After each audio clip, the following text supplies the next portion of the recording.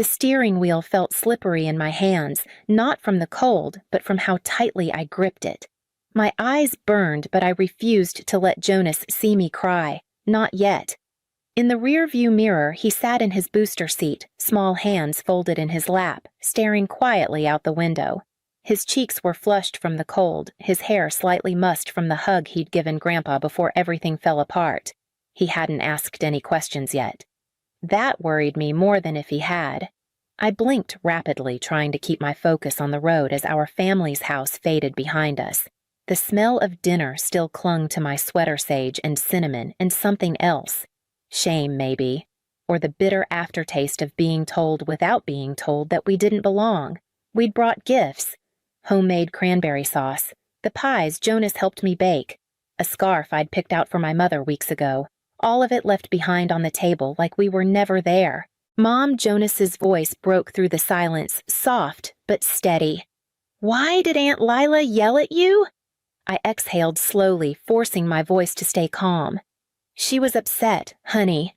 Sometimes grown-ups say things they don't really mean when they're hurting." He didn't respond right away. I glanced back at him again. His lower lip was trembling. Did we do something bad? My chest tightened. "No," I said firmly. "We didn't do anything wrong." I didn't add what I was thinking, that we'd done everything right, that I had spent years doing everything right and still it had never been enough. Up ahead, the traffic light turned red. I eased the car to a stop and reached back, brushing my fingers gently over Jonas's knee. "We're going to be okay." He gave a small nod, but his eyes stayed on the window. The light changed, and I drove on, unsure where I was headed, only knowing one thing for certain: we weren't going back. I was 4 when Lila was born. I remember sitting on the edge of the hospital bed, holding a stuffed bear I'd saved 3 weeks of allowance to buy, and watching my mother cradle her. "You're her big sister now," she said, beaming. "That's the most important job in the world." And I believed her. I watched over Lila like it was my sacred duty, fetching her pacifier, dancing like a clown to make her laugh, reading her stories before I could even pronounce half the words.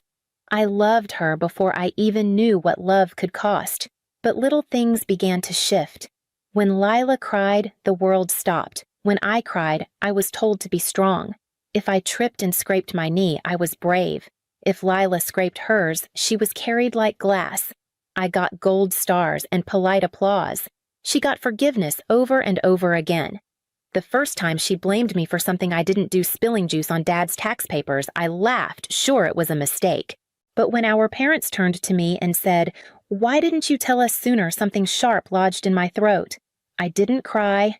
I didn't argue. I just cleaned up the mess. That pattern didn't change. I worked harder, thinking excellence would earn something like fairness, straight A's. Soccer captain, math club. Meanwhile, Lila skipped homework, stayed out late, brought home boyfriends our parents barely questioned. When I brought up the difference, I was told she's just wired differently. You know that. By the time I was 16, I'd stopped hoping for balance. I played my role, the responsible one, the helper, the adult in a child's body. Lila played hers, and she played it well. She could cry her way out of anything, spin a story that made her sound like the victim even when she held the knife. Still, I tried to love her. I convinced myself she just needed time, that one day she'd outgrow the drama. That's what our parents said every year. She'll find her way, they promised. And I kept believing it long after I should have known better. Even after I left for college, I called home every Sunday. Lila never did, but the silence never changed who they waited on. I went to college 2 states away, thinking maybe distance would give our family room to breathe. I double majored in finance and business, worked weekends at a cafe, and still managed to graduate early. I called home every week. My parents always asked about classes. Lila never picked up. She dropped out of community college by the time I was a sophomore. Said it wasn't for her. She moved back home, picked up a retail job, lost it. Picked up a boyfriend, lost him. Then another. Then another. Meanwhile, I met Noah. He was charming and gentle in a way that felt safe. We dated through the rest of college, got married the summer after graduation. My parents were thrilled. Mom even cried when I walked down the aisle. I thought maybe things were shifting. When I found out I was pregnant, I called them first. Jonas was born on a rainy Tuesday. My mother visited the hospital once. My dad brought a stuffed giraffe and left after 10 minutes. Lila didn't come at all. Still, I kept them close. We drove down for holidays, mailed gifts, sent pictures. I wanted Jonas to know his family. I thought showing up being loyal was enough to make things whole. But loyalty doesn't protect you from betrayal. I found out Noah had been cheating when Jonas was 7 months old. A coworker, someone I'd met at the office holiday party. I tried counseling. I tried patience. I tried being everything he said he needed. He still left. Suddenly, I was a single mom with a mortgage, a demanding job, and a child who depended on me for everything. There were nights I didn't sleep, mornings I didn't eat. But I kept going. I built us a life that was stable, quiet, real. And when I couldn't afford daycare, my parents sometimes watched Jonas. When my car broke down, they offered theirs. But the center of their attention was always Lila, her meltdowns, her boyfriends, her wreckage. I didn't complain. I kept my head down and handled what needed handling, because that's what responsible daughters do. They carry the weight, even when no one sees how heavy it is. Even when it becomes the reason they're not invited to the table. 5 years ago, I got a call from my mother while I was in a client meeting. Dad had been rushed to the ER, minor heart attack, she said, but they were keeping him overnight. I left work without finishing the meeting, drove 2 hours in silence, and sat beside his hospital bed until the monitors stopped beeping every 5 seconds. That's when I found out they were in trouble. Not just medical trouble, financial. Their savings were gone, maxed out cards, behind on the mortgage. I asked questions gentle at first, then sharper. Years of covering Lila's expenses, failed business investments, loans to boyfriends that never got repaid. They were a few months from foreclosure and hadn't told anyone. I didn't think. I just acted. I paid off the past due balance on the house, set up automatic transfers for their monthly bills, and added them both to my health insurance plan as dependents. I called my accountant and restructured my budget. I told them it was temporary just until they got back on their feet. But they never really stood back up. When their car broke down, I co-signed for a new one. When the roof leaked, I covered repairs. I even handled the cost of Lila's outpatient program after she was arrested for a DUI, and Mom claimed the stress might kill Dad if he had to worry. They never asked directly. That was the part that stung the most. It was always wrapped in vague phrases, "We're stretched this month," or "We don't know what we'd do without you." I started keeping a private spreadsheet. Over $2,000 a month every month, nearly $125,000 since it began. Still, I told myself it was the right thing. That family means stepping up when others can't. I told myself I was setting an example for Jonas, that we take care of our own. But sometimes I'd look around and realize no one was really taking care of me. And when I mentioned boundaries even gently, my mother would sigh and say, "You've always been the strong one, Celia. You'll figure it out." I always did. But lately I was starting to wonder if strength was just what people called you when they wanted to keep taking without feeling guilty. This year, I wanted Thanksgiving to be different. Jonas was finally old enough to understand traditions, to remember details, to connect food and faces with a sense of belonging. I planned to host for the first time, set the table with real linens, roast the turkey myself, even bake the rolls from scratch like Grandma used to. I called my parents 3 weeks early to invite them. "Oh, sweetheart," my mother said, her voice bright, rehearsed. "Your father's been feeling better and we thought we'd host this year, like old times." I hesitated. "Sure, Mom. Should I bring anything?" "Just yourselves," she said, "and maybe your cranberry sauce. Everyone loves that." I said okay, and I meant it, but something in her tone stuck with me. The week before Thanksgiving, she called again this time to ask if I could come an hour later. "We need extra time to get things ready," she said too quickly. "You know how chaotic it gets." I agreed, but the knot in my chest tightened. That same night, I got a message from my dad. Lila's back home for a bit. She and Brandon split up. I didn't even remember which boyfriend Brandon was. I sent a polite reply, told him I hoped she was okay. The next morning, I noticed they hadn't deposited the check I mailed for their property taxes. A week passed. Still nothing. I tried not to overthink it. Instead, I poured myself into preparation. Jonas and I picked out his outfit together, tiny slacks, a soft sweater vest. He helped me stir the cranberries, added a cinnamon stick like I showed him. "Do you think Aunt Lila will be there this time?" he asked, licking the spoon. "I'm not sure," I said, and meant it. I wrapped gifts for everyone. A bottle of good bourbon for Dad. A cashmere scarf for Mom. A gift card for Lila, even though I doubted she'd show. But as the days inched closer, I couldn't shake the feeling that something had already shifted. Something unspoken. And whatever it was waiting for us on the other side of their front door. We arrived right on time. Jonas was beaming, holding the cranberry sauce with both hands like it was treasure. I carried the pie's gifts balanced in a paper bag on my shoulder. Dad opened the door with a stiff smile, and I knew immediately something was off. Inside, laughter drifted from the living room. More voices than I expected, cousins I hadn't seen in years, people they never mentioned. Jonas ran to the kitchen with the sauce.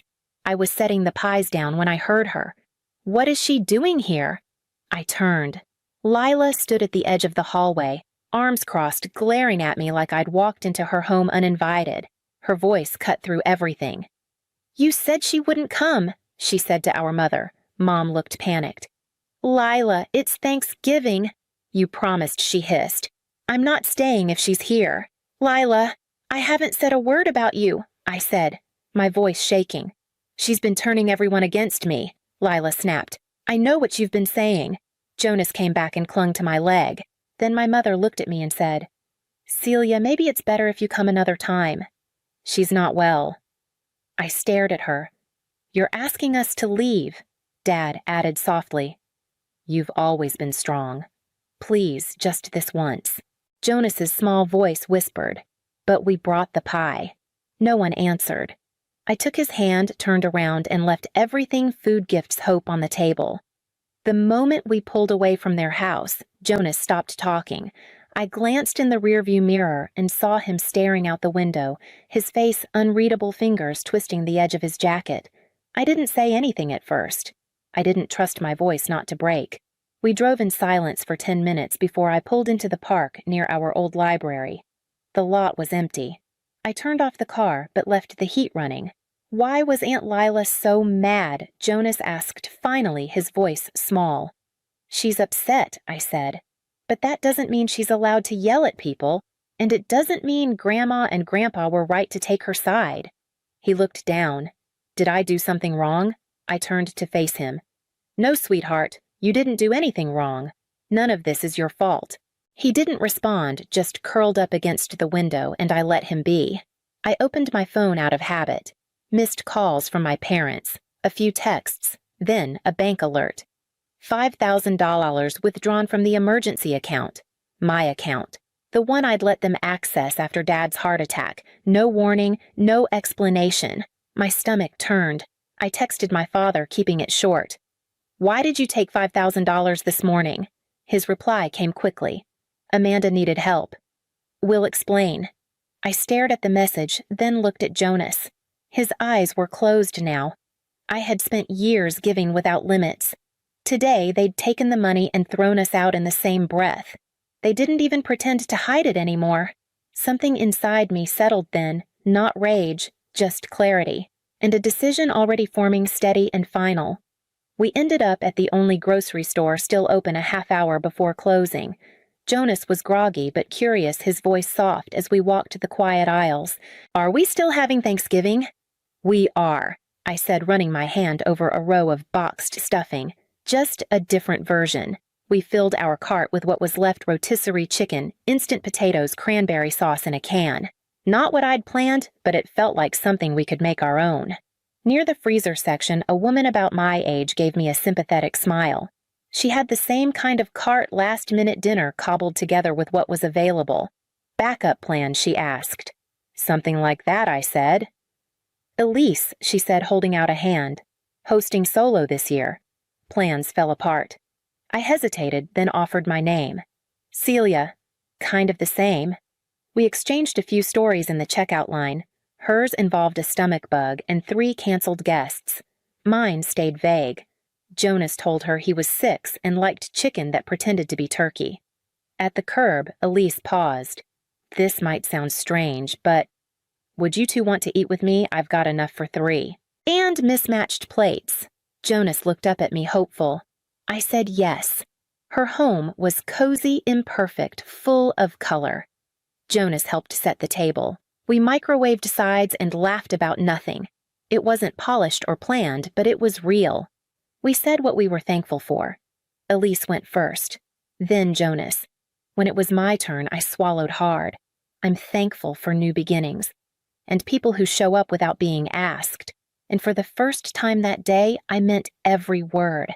By Sunday morning, I had printed everything: mortgage payments, utility bills, insurance premiums, rehab invoices, 5 years of quiet contributions, all organized in a folder on my lap as I sat outside my parents' house.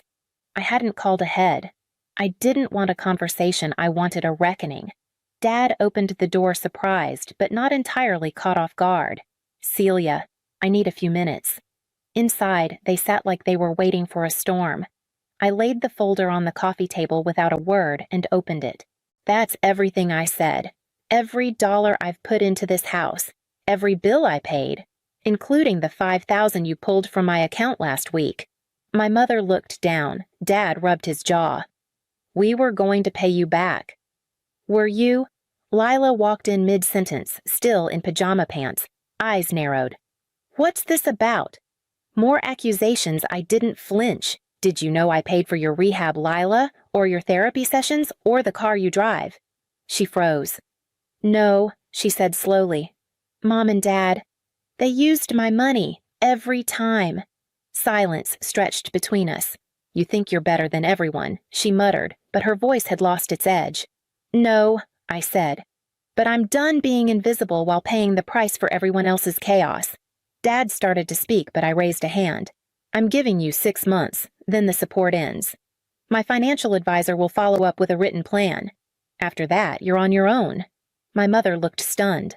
Lila looked betrayed. My father looked tired. I didn't wait for their responses. I picked up the folder, closed it, and stood. The weight I had carried for years felt lighter in my hands than it ever had on my back. The transition wasn't smooth, but it was steady. My advisor worked with their accountant to outline a 6-month taper. The first month I paid only the essentials. By month 3, it was half. By the end, nothing. My parents pushed back mostly with guilt. "We're too old to start over," my mother said. "We're not asking for much." But they listed the house 2 weeks later. A modest condo in a retirement community went under contract shortly after. Lila surprised me. She started attending therapy regularly twice a week. I heard from Aunt Lydia that she'd apologized unprompted for Thanksgiving. I didn't hear it directly, but that was okay. I started therapy too. Not because I was falling apart, but because I didn't want to anymore.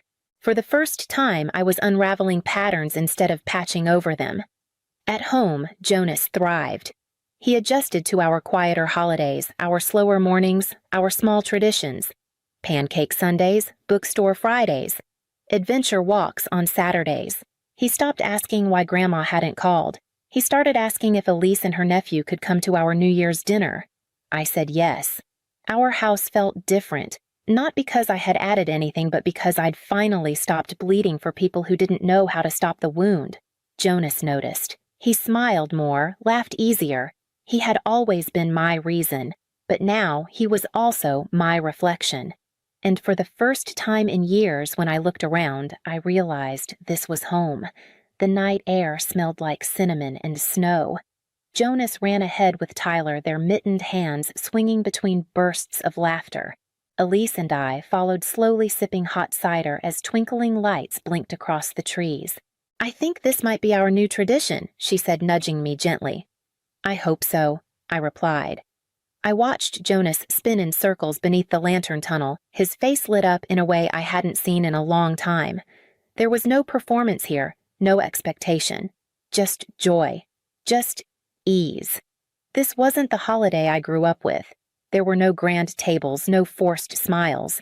But there was honesty, warmth, a softness I didn't have to earn. Back home, I knew my parents were settling into their new condo. Lila had sent Jonas a holiday card with a hand-drawn snowman and a short, careful note, "I'm trying. Happy holidays." I'd replied simply, "Thank you." I no longer felt the need to explain myself or save anyone. I'd said enough. That night, as we stood beneath the lights, Jonas looked up and whispered, "This is the best one yet." And it was, because this time we chose it. Every part of it.